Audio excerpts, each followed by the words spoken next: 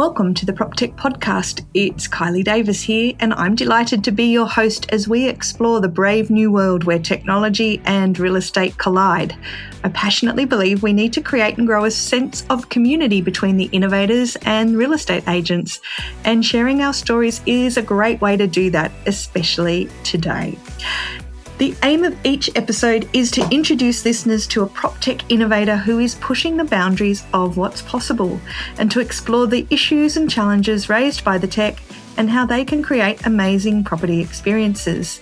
And this week is one for the commercial agents out there, with an interview with Scott Wilson from Forbury. Now, Forbury is a commercial property valuation platform that allows commercial agents to confidently capture, calculate, and support the logic behind complicated commercial property valuations. Now, Scott's a mathematician with an honours degree in operations research, who has worked as an investment analyst and business consultant before joining Forbury as a co-founder about 7 years ago. Forbury is based in New Zealand but regards itself as an Australian PropTech because all of its clients are all Australian big tier real estate agencies and property owners.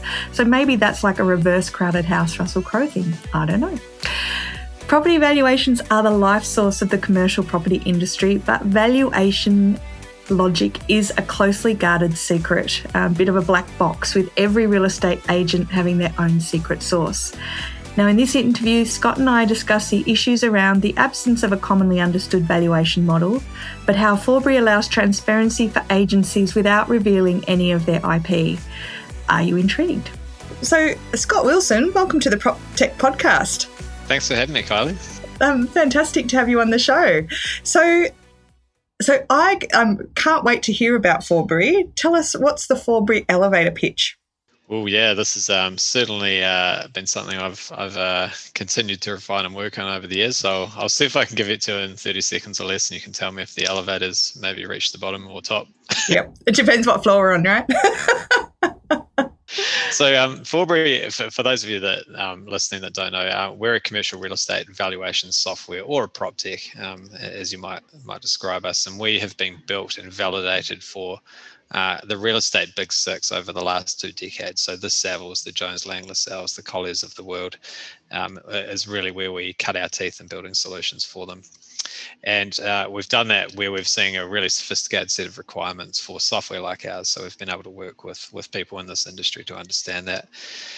Forbury software, it's used for acquisitions modeling, external valuation instructions, and asset management in institutional markets, including Australia, Singapore, China, the UK, and others. Annually, our user base is increasing by around 60% year on year. We're processing around about 250,000 office, industrial, and retail valuations from around about 10,000 properties each year. And like everything, that number's growing considerably. We've actually just had a record month finishing in November. Fantastic. That's about I'll leave it there. Ding. We're now on level, 17.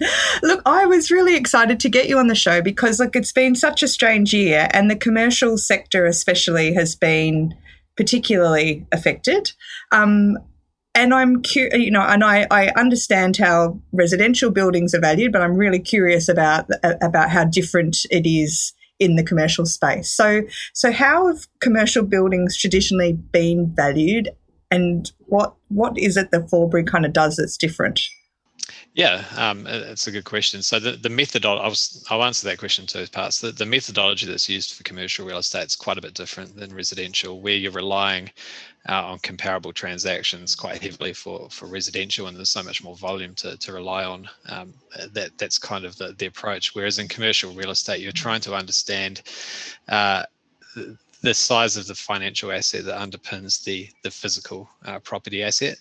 And the approach that's commonly employed across the world for this is discounted cash flows. So trying to establish and project what cash flows you can expect to derive from sitting tenants, replacement tenants, what the cost structure will be, what capital profile you need to capture within that. So it's really about understanding the present value of future cash flows as the primary means, and that's augmented as well by an income capitalization approach. So these methodologies are quite a bit different than in residential.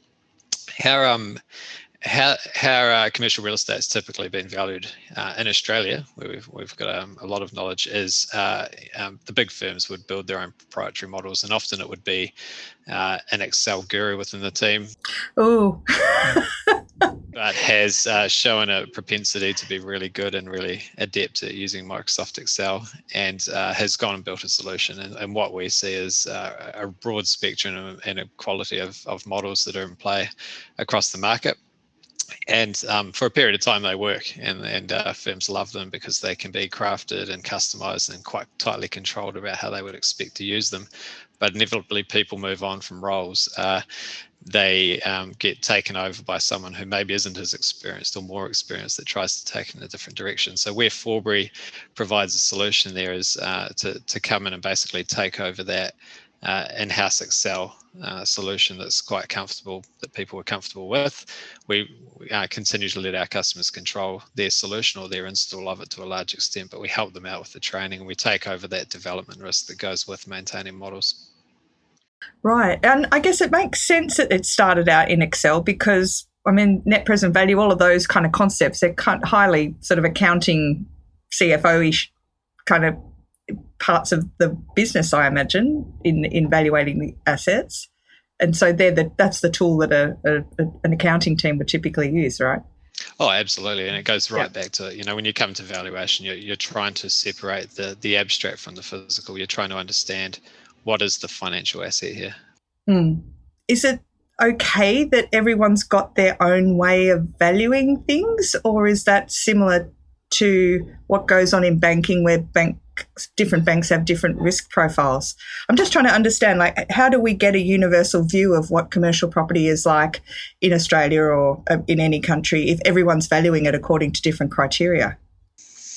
Yeah, it's a good question, and there are standards. The API and in Australia, RICS globally, they will all publish standards around how to best practice valuation methodologies and techniques, and they'll even in some cases go in and audit business processes around how these groups conduct valuations. I guess within all of that, the methodology that underpins each market, while it might be different in different parts of the world, there tends to be a lot of, because there is a lot of professionalisation of valuation in Australia, there's a lot of commonly understood principles and methodologies. So even though the models that are used might be different, there's a lot of a shared understanding and view on how to complete a commercial real estate valuation. And what we do with a software solution like ours is we help really bring that to bear with a single framework to help our customers really take advantage of all the thought and thinking that's gone into all the challenging aspects and the detail, so that they can consistently derive the same answer from the same inputs. Yeah, and I guess if you're going to be audited too, you don't want someone who's inherited 3 generations of Excel who doesn't really know what's going on under the hood, right? Oh, it's far too risky. Everyone's got a horror story terrifying. About the Excel era, and I think that while I accidentally broke the macro. Oh no! That's it. And we provide our solution in Excel, so that is an interesting dynamic to sit here and say that it is a problem, because everyone that's listening that has a lot of experience using Excel has probably been or seen evidence of that. While we provide our solution back into Excel, it's the same core Excel solution, the same UI, the same underpinned engine and logic base that we give to all of our customers that we've grown out over nearly 2 decades.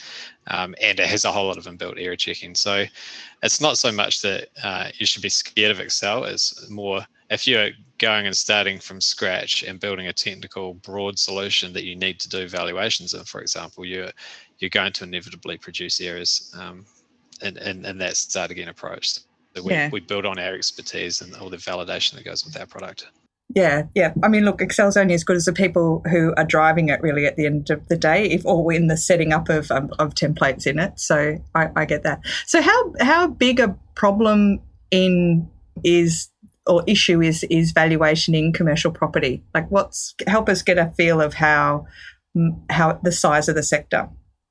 Yeah. Okay. So internationally, I think the last stat I saw was that commercial real estate is around about $31 trillion US market in terms of the stock of commercial real estate, and that's enormous. Any way you cut it.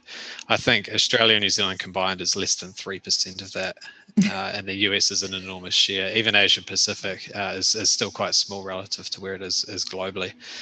And understanding the value of that stock, which is increasing as interest rates tighten across the world, is an increasing challenge, in particular because there's different models, different methodologies at play around the world. The size of the problem relates in a few ways to where the problem is. I think that the institutionalization of commercial real estate is a theme that we see a lot of. This is the increasingly professional management of periphery CBD assets, or assets that would otherwise be family owned that have been bought by a professional fund manager. So increasingly the asset pool that's coming under professional management is increasing. And the groups that are looking to acquire and really broaden their base of assets under management need a solution that they can rely on, that's accurate, that's got integrity and validated, and that they're familiar with, to get the speed and confidence benefits of underwriting at scale with confidence. So the problem there, as I see it, is a combination of how you establish trust in that dynamic, how you deliver a reliable, quick, fast solution, and how you are consistently valuing those asset pools across the market. Right. So one of the things that Forbury obviously does is, if I'm a commercial real estate agent and I'm helping a client make a decision as to whether they want to buy a property, it's going to help me understand quickly whether that property fits within my portfolio of risk and whether it's going to get me the return that I want, right? Absolutely. You might even be the recipient of a share, in which case you're opening up a populated model. You've got the agent or whoever's prepared its assumptions around growth or market rent. You go and overlay your own views, and in 10 minutes you kind of have almost a board paper ready investment committee template view on what that asset is worth, and if that meets your internally defined investment hurdles, you know whether to proceed or not. Awesome. Okay, cool. So there's two questions I want to ask you. If every building around, or every commercial building around the country was using something like like Forbury, how would that change, or how would that influence commercial real estate in Australia? It would. Would we notice it? Would you notice it? Would you notice it? I think that... I just feel a lot of really happy real estate agents and landlords out there going, "Poof, that was easy." Yeah, and there's a lot of time that's soaked up, which is really around, I guess, addressing some underlying inconsistencies in the data, because a lot of groups that are in this space use different management systems, and some will even have basic Excel sheet processes for what they otherwise need a technical solution for. They're producing the information that needs to be used in evaluation in various formats, and some of them have data quality or data accuracy issues within, who is the tenant in this space, or is this space vacant or leased. So there's a real not disparity. There's a real difference in the way the information is presented, and what mechanism it's presented in, what system it's come out of, and also how up to date that information is. So when you start putting all that into a consistent format, so if it was all valued in Forbury, for example, what that would mean is you've got a really consistent base of the information that's used to value these assets, and that starts to open up real efficiency benefits for all the participants in that market. It means that the information, the preparation of valuation becomes much faster, much more reliable and consistent, because it's all using the same approach. And it means that the participants in the market can turn their attention to the kind of the value add aspects to that, around, are we redeveloping this asset? Where are the opportunities to replace tenants at a higher rent? Where are the opportunities to cut costs? Those sorts of efforts around how you can actually start to put management attention to improving the value, right, become the focus rather than the preparation of the valuation itself. Yeah, okay. So we would see commercial real estate teams and landlord teams being able to focus on the asset and growing and improving the asset rather than the maintenance of the mechanics that go into just owning stuff. Oh, look, I think so. And it comes down to the mandate, because if a group is acquisitive and they're really looking to grow their assets under management and they're looking to take advantage of that, low interest rate trend and the institutionalization of property, it might mean that they can grow their asset under management base faster because they can underwrite at greater speed, at greater confidence, and move through, what is an amount of capital to deploy in that space much faster. So Scott, if I had all of my property portfolio and I was using Forbury and I've just come through COVID, what sort of things would Forbury be helping me understand right now about differences with vacancy or around that COVID period? Yep. So we have a portfolio consolidation tool that allows, a person in that scenario to aggregate and consolidate all the valuation and cash flow information. So to see, if you've got a valuation prepared on all of your assets at 31 December, for example, you can bring that together in one report and see what the portfolio looks like from a cash flow and valuation perspective. We've also brought to market this year a comparison tool that allows our customers to get into the down and dirty of each property itself and run scenarios and sensitivities at those property models to understand, okay, COVID impact is affecting retail tenants, and the subway on the ground floor here might have to terminate its lease in February, even though it's expected to run out to 2025. So you can start modeling up scenarios like that at speed. Yep. And utilizing the cloud-based infrastructure that supports Forbury, start to really understand the valuation and investment return impacts of those types of sensitivities and changes on each property model itself as well. Okay, awesome, cool. So how big are you guys now? How big's Forbury? So like I said earlier, we're processing around about 250,000 valuations per year across office, industrial, retail. We've brought to market a developed solution as well, which will allow our customers to really understand greenfield development investments, and in time the repurposement of a asset that might be getting expanded or its use type changed.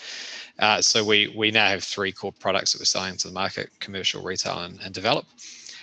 We have, I think, around about 100 customers, like I said, across Australia, New Zealand, Singapore, Japan. We're also growing into China and the UK at the moment. I got off a call just before this one with our head of the UK based in London. Mm-hmm. And we have a team size now above 20. So that's grown from, I think it was around about 12 or 13 when we finished last year. So it's a bigger team. We have scaled up and brought a lot of expertise into the business. In fact, that's one of the really big boons of COVID for us, is the amount of, really talented and highly competent professional expertise we've been able to bring into the business through recruitment activity over the course of 2020. Awesome. So tell me a little bit about your background. How did you become a startup founder? Yeah, okay. How did you get into this crazy PropTech universe? I know, yeah. So my background is I studied something which you might describe as applied mathematics. I have previously worked as a consultant in the public sector space. I worked in an insurance strategy role in the UK for a while. And my role prior to Forbury was how I actually met Steve, who's the other founder of Forbury. And the two of us and a few other people ran the corporate finance team of a resources company that had coal investments and a number of other venture capital type of investments in and around coal deposits in New Zealand. Mm-hmm. So that's how we met. We were in a corporate finance team together.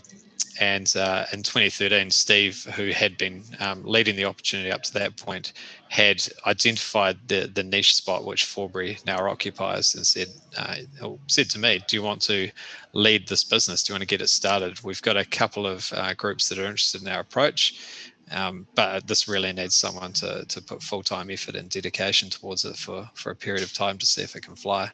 So I started doing this in 2014 off the back of, I guess, what were a couple of MVP products back then. Yep. We were very much in startup phase, although the dynamic that was a little bit different from us is that through Steve's decade of experience building valuation models prior to the origination of Forbury, we had a lot of, an element of a network to tap into. and also a bit of know-how about the product and how the product needed to work to solve these particular pain points we're talking about. So that was a little bit different than what other startups get. They're typically looking to prove that on the way through. And that's what we did. We licensed the software. We worked with our initial customer sets to really understand how it needed to work for them, and really took the learnings from that to apply more broadly to the product. And as the customer base grew, and as we continued to learn more and more about all the different nuances and requirements of a solution like ours, we were able to wrap that into the core product and distribute that back out to the group of customers, so they continued to benefit from the additional functionality we're building and ensuring across that network. And so now it's at the point where we're very much, we're well through that market and product validation exercise, and now looking to expand into new markets. Okay, awesome. And now let's hear a word from our sponsors. For almost 16 years, Direct Connect has made moving easy for over 1.2 million renters and homeowners by arranging connections to a wide range of services, from electricity and gas to internet and pay TV. With a national team of local account managers who are experts in the industry, Direct Connect are there to support your real estate business with competitive rewards for every successful connection, plus an industry-leading rewards program. The connection process is simple, and Direct Connect's always-on guarantee ensures your customers will be connected on the day they move in. Direct Connect offers a range of market-leading suppliers, and Direct Connect has now made it even easier than ever to send connections, directly integrating with MRI Software's Property Tree. So in just a few clicks while processing a tenancy, you can send the connection details through and get your customers connected. To make the right connection and find out how Direct Connect can make moving easy for you and easy for your customers, visit agents.directconnect.com.au or call 1300 558 169. Where does the name Forbury come? That's not Steve's surname, is it? It's not, no. No. I had this, as I said that, I had this kind of, I can't remember Steve's surname. What if it's not Forbury? It's not Forbury, Steve Forbury. No, the name Forbury, I think it comes from when his family settled in New Zealand from the UK. They built a homestead in the South Island, and the homestead was called Forbury.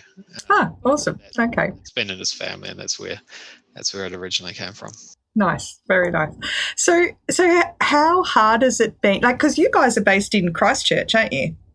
But you're all of your clients are in Australia, predominantly. And overseas. Our customer base is, that's a changing profile at the moment, but that's certainly where we got started and where we grew, and that's based on that professionalisation of commercial real estate and the need for valuation products out of Sydney, Melbourne, Brisbane, as we've been able to get started. But we have our headquarters here in Christchurch. We've got a team based in Sydney, and more recently a UK.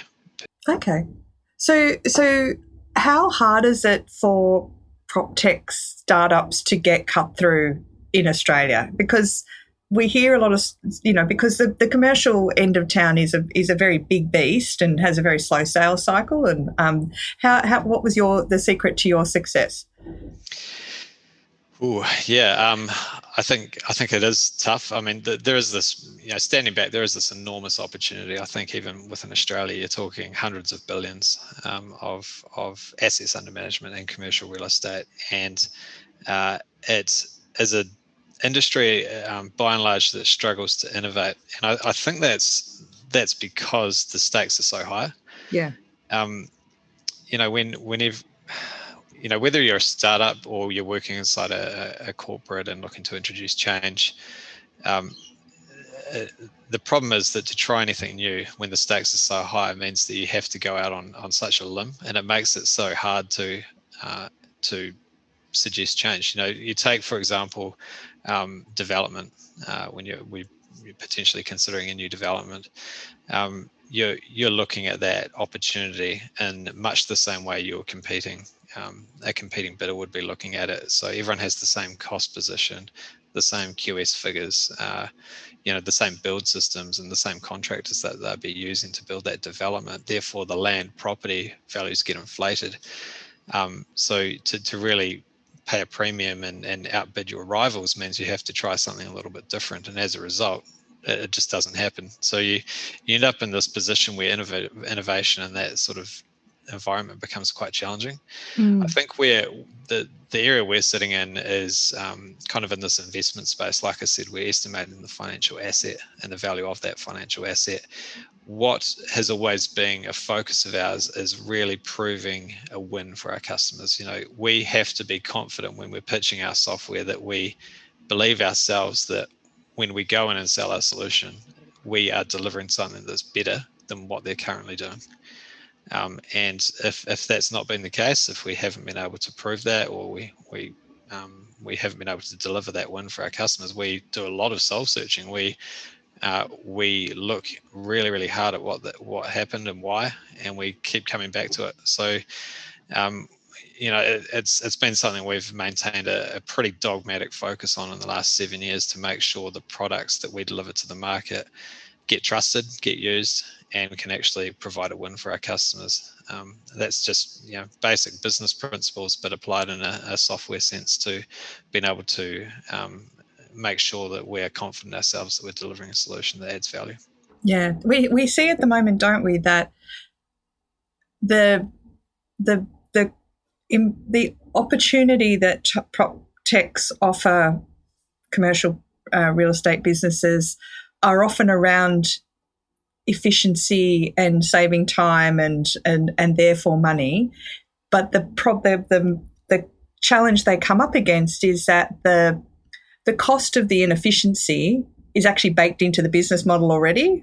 So people kind of, but I know how to do it, and I know how much time it's going to take me, and we know how much money we're going to make if we do it that way. So doing it your way might work, but there's often that kind of, but it might not, or it might take me a bit of time to learn it, and therefore I'll lose time, and therefore I'll lose efficiency while I'm in that handover period, which is what often freaks people out. Yeah. Oh, absolutely. And we talked a little bit about this a few weeks ago, Kylie. Yeah, we did. Panel. I think, thinking back to that as well, it's until someone tries it and gets a success story out of it, and there's so many aspects of PropTech, but if a new methodology is better than the way things have been done before, it's going to command interest from everyone that has that same problem. So it doesn't take much. And I think it comes back to the reasons groups will look to undertake change in the first place. There must be a real problem there. And it might not even be that the cost is considered too high. It might just be that the staff involved in dealing with that inefficiency, are just hating life. Yeah. they are unhappy, and it's because they have to do all this rework every day. So you're almost thinking there's a whole lot of aspects about why you might try something different, including just the mental well-being of your team. And people will get in behind that. So if you actually go down that track and start down that track and get that win and show the team that actually there is a better way, that starts to attract really high quality people to your team. And because people want to work with the best tools, they want to be seen as market leading in their own right. So I think whether or not efficiency is baked in and whether there's budget to try something different, I think that's kind of an old way of looking at it. I think increasingly there is a broader set of objectives that companies who are looking to try PropTech, whether it's through a company like Forbury or whether it's internally through a change program that might be led out of an internal development effort. Increasingly, there's just broader objectives at play that are governing that. Yeah. Okay. So what's the competitive landscape? Who do you guys, who else is out there doing stuff similar to Forbury? Yep, it's a bit of a niche that we occupy. Awesome. It's valuation software for commercial real estate. There's a global incumbent who has a strong position in the US called Argus, who we compete with.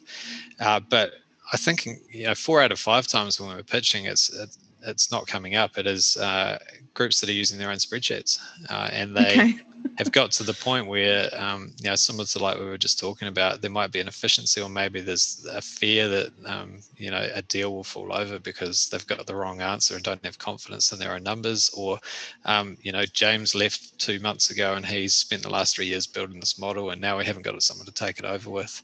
Now there's this thing that says some error and I don't know how to fix it. Yeah, I open it up and there's errors everywhere. So we're increasingly I'd say 4 out of 5 times when we pitch Forbury, it's against that backdrop, which is there is an established way of doing it. It's been internally built, and while it's worked for a period of time, we can see the shortcomings of it, and we've heard about Forbury in the market. So that's kind of what we see a lot of.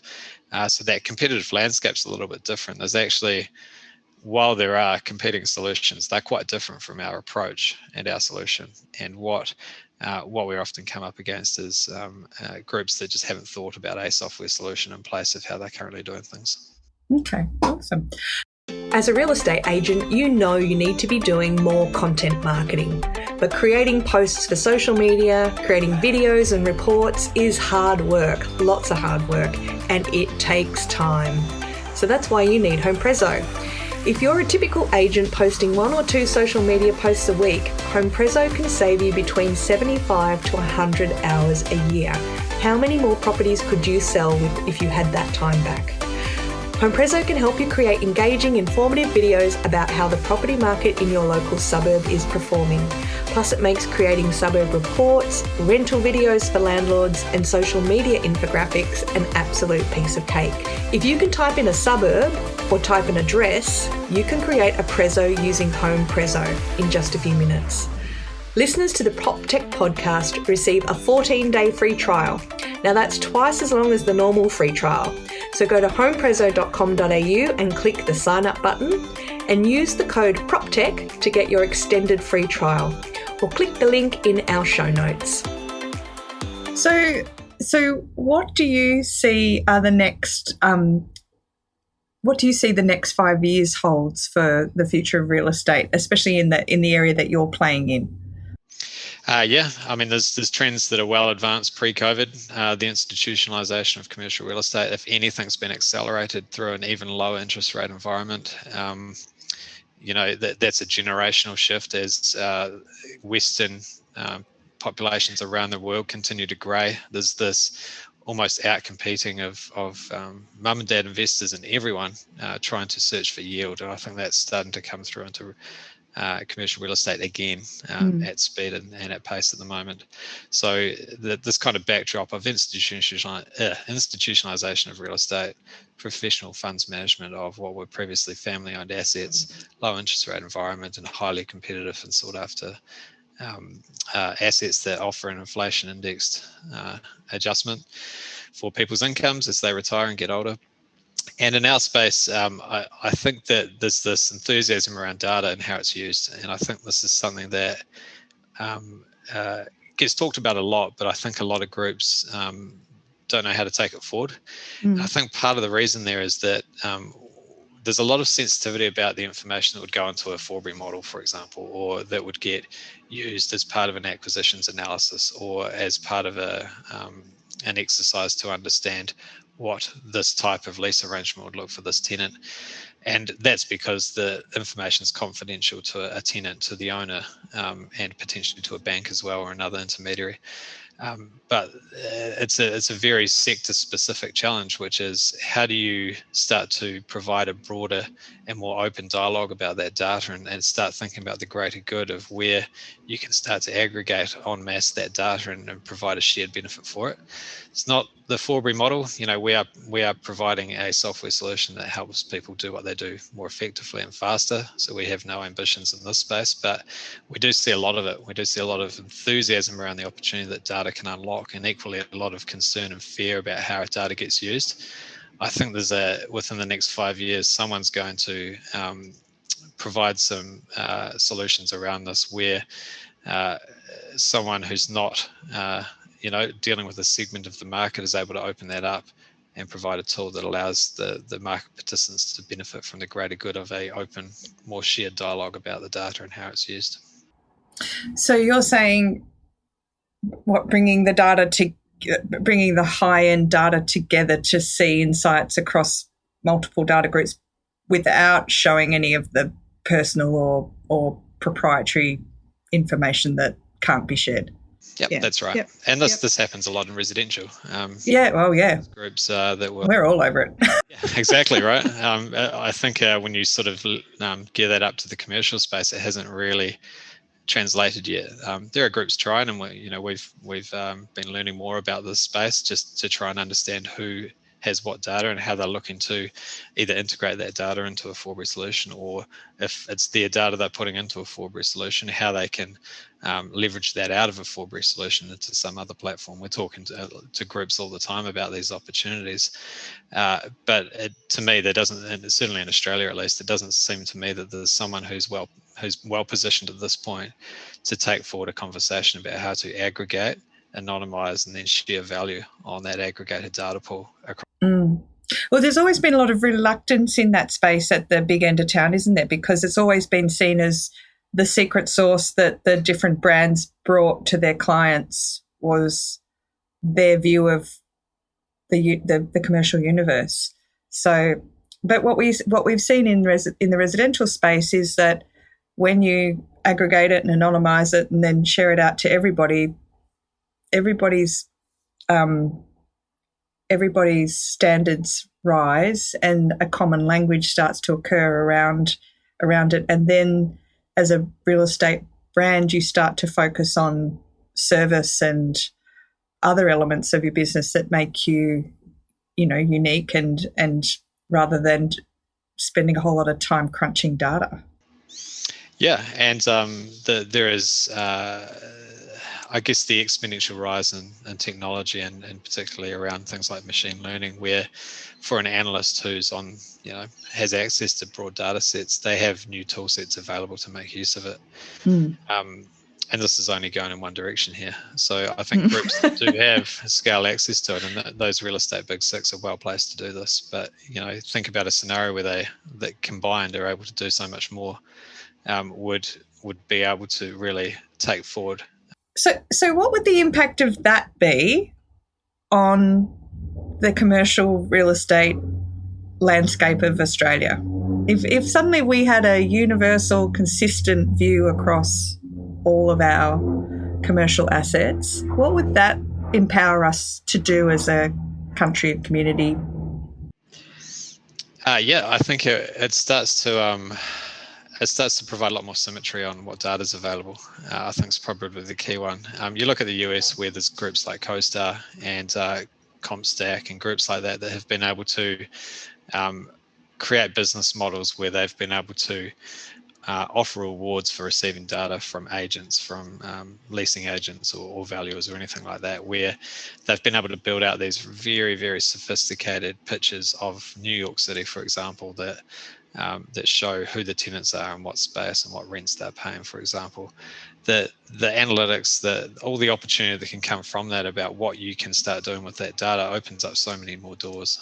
And I think that there's a real opportunity in the next 5 years for a group to, if they're able to, I guess, solve this issue and provide comfort to groups around what they're doing with it, to start to really leverage the technology that's becoming more available to analysts in this space. And I don't know the answer. I don't know the answer, Kylie, if I'm really honest, but I think there's a big opportunity there for you. I think we're completely theorising here, but that's okay, because I'm really curious to know about whether that then changes what our cities look like and how we work and live and play in them. Like, what would the impact of that be? What would the impact of it be on our buildings? Would it speed up smarter buildings? Would it give us greater incentives to be updating? And look, transparency is transparency makes so many interesting things happen. It would just be fascinating to kind of think that through. Maybe we'll do a PropTech panel on it for the PropTech Association. Shoo it over. Okay, cool. Put that down for 2021. About what it could look like as well. Cool. So what does the future hold for Forbury, Scott? The future for Forbury. So we've, through, I guess, really the support of our customers and continuing to build out solutions that they help us validate, we've established a very strong position in Australia, in this niche area that we're in, which is providing commercial real estate software that's primarily used for valuations, but also for underwriting. Like I said at the start, Australia represents less than 3% of global commercial real estate. So we've got this opportunity to leverage our position in Australia into international markets. We're pushing pretty hard at the moment with the UK, and we'd love to hear from anyone who's listening to this. If you can connect us with anyone in the UK who can help us take forward the conversation, I'd love to hear from you. Equally, we are looking at other markets, including China, that look really interesting for different reasons, where I guess the professionalization of real estate hasn't quite matured yet, and there's an opportunity for groups that have a solution to establish a position really early on. And we're always mindful of the opportunity in the US as well. So we've got this really strong position and a lot of confidence, a fantastic team to take forward the Forbury approach, the products within it, and increasingly our strategy is focused around how we leverage that into new markets. With that said, we've also got a really strong focus on our existing customers and what their challenges are. In that valuation space, it's increasingly how do I aggregate my data from Forbury? They're cleaning up their data as they put it into the Forbury models. So how can we start to leverage and use that information if we're putting it into this consistent format? Equally, how do we use our network of information around lease evidence and sale evidence and start mapping that through into Forbury so that we can start to put a bit more speed and rigor into some of the assumptions we're adopting in evaluation. So we're also mindful of the opportunities here in Australia with our existing client base based on the strong relationships we have and the high degree of knowledge we have about some of the pain points that those groups have in their business and how we might be well placed to help them with a solution. Okay. Well, look, Scott, it sounds awesome. Thank you so much for your time today and for explaining about the commercial real estate valuation world. I feel like I know a lot more than I did when I started. Yeah, and it is an interesting space. It's niche, but it's a high value area in Australia and globally. So I'm glad to talk to you about it, and hopefully you learned something. And well, you've got 97%, runway greenfield out there to grow the business. Awesome. All right. Thanks so much for being on the show. Thanks, Kylie. So that was Scott Wilson from Forbury, which is making it easier and faster for commercial agents to create complex commercial property valuations and financial forecasts, and to understand better the logic that goes on behind them. Now, while I realise it's a bit geeky, I've always really been curious about why commercial property is so different to residential property valuations, where there's a more centralised and shared and broadly understood backdrop as to what makes up a property value. But I also understand that each bank has their own risk profile in residential, and so therefore the valuation of a residential property from one to another is often different based on those risk profiles. So I suppose in a way, different commercial agencies providing different valuations is not so unique. But greater transparency around commercial building valuations would surely be hugely beneficial to the commercial property industry. The easier it becomes for people to understand basic valuations, the greater the pool of people and businesses interested in investing in the sector. And what we've seen in residential is that it also sparks a whole range of additional innovation and technology. Now, I know the counter-argument to that is that commercial valuations are very difficult because it's hard to compare apples with apples. But, transparency is always good. Now, look, this is just my opinion. Forbury's technology is very much dedicated to working with specific agencies and supporting the current secret source model. So if you're an agency that needs help with your valuation modelling, they're a great asset to have on your team. Now, if you've enjoyed this episode of the PropTech podcast, I would love you to tell your friends or drop me a line either via email, LinkedIn, or Facebook. You can follow the podcast on Spotify, Google Podcasts, Anchor, and Apple iTunes. I would like to thank my audio support, Charlie Hollins, and the fabulous Jill Escudero, and our sponsors, Direct Connect, making moving easy, Smidge Wines, official wines of the PropTech community, and Home Prezzo, now part of ActivePipe, and making marketing automation easier than ever before. Now, the PropTech podcast will be taking a short break over Christmas. I think everyone needs a holiday this year, and I know I am worn out. But I'll post up some more of the PropTech panels that we did with the PropTech Association. So thank you for your support this year. Have a wonderful, safe Christmas, and I'll see you in the new year. Until then, keep on PropTeching.